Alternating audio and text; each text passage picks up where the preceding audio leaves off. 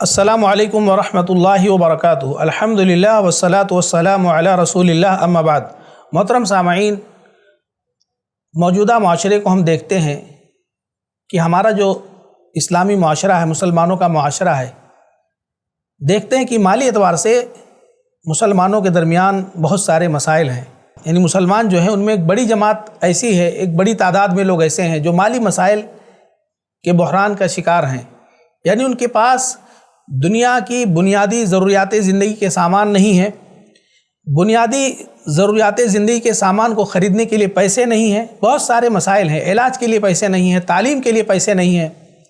اور یہ جو طبقہ ہے مسلمانوں کا جو غربت و افلاس کا شکار ہے، اس کی بھرپائی کیسے ہو سکتی ہے؟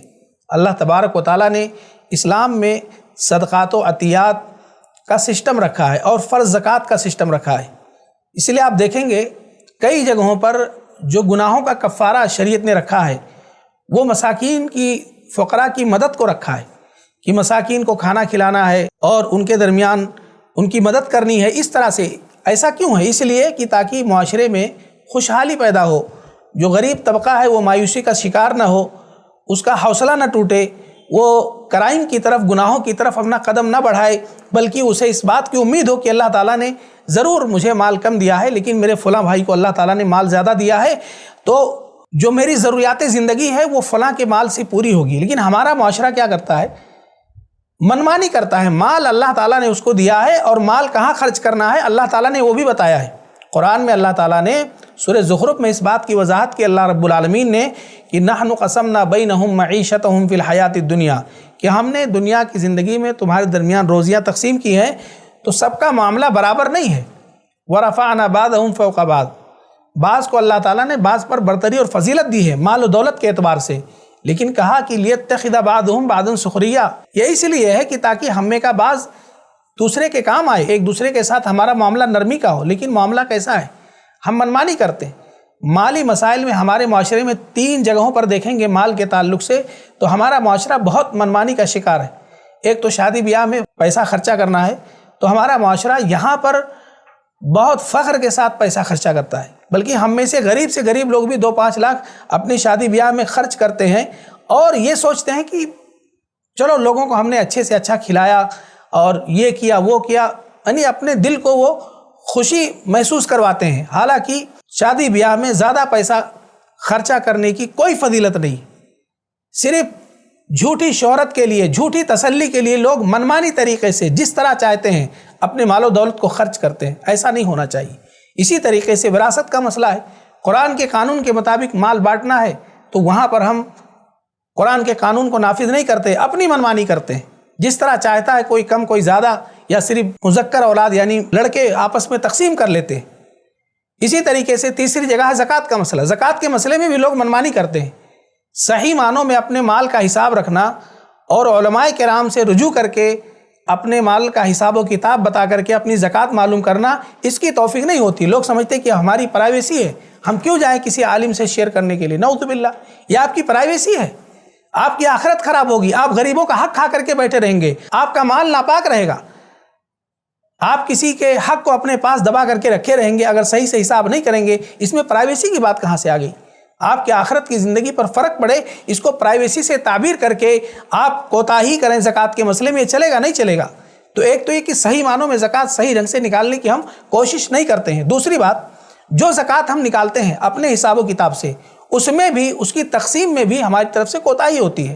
حقیقی مستحقین کو زکوٰۃ دینے کی جب بات ہوتی ہے تو وہاں پر ہم چوک کرتے ہیں۔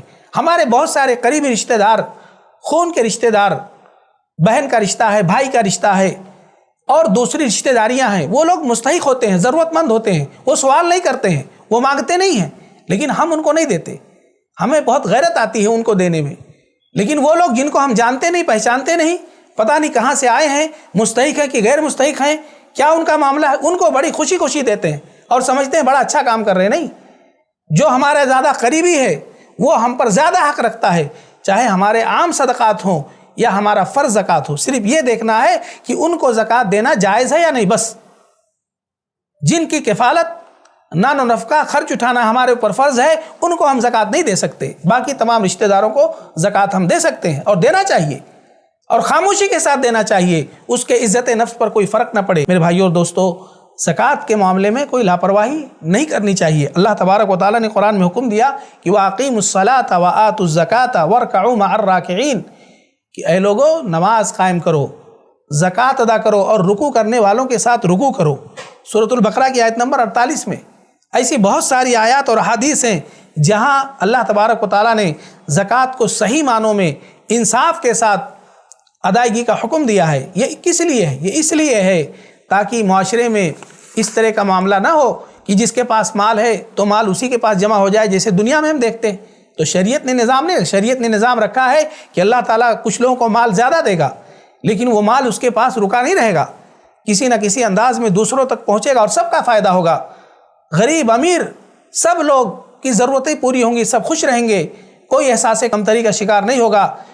تو میرے بھائیو اور دوستو، صحیح معنوں میں صحیح انداز میں زکوٰۃ ہمیں اور آپ کو ادا کرنا چاہیے اور غریبوں مسکینوں کو فائدہ پہنچانا چاہیے، بلکہ زیادہ سے زیادہ عام صدقات دینا چاہیے۔ یہ ماہ رمضان کا موقع یہ بار بار ہمیں نہیں ملے گا، آج ملا ہوا ہے تو اس کو ہم آرام سے زیادہ عبادت میں اور تمام طرح کی عبادات میں گزارنے کی کوشش کریں۔ اللہ رب العالمین سے دعا کہ اللہ تعالی ہمیں زیادہ سے زیادہ اللہ کے راستے میں مال خرچ کرنے کی توفیق عطا فرما، اور جو ہم نے صدقات و عطیات زکوٰۃ ادا کیے ہیں اللہ تعالیٰ تو اس کو اپنی بارگاہ میں قبولیت کا درجہ عطا فرما۔ آمین تقبل یا رب العالمین۔ والسلام علیکم ورحمۃ اللہ وبرکاتہ۔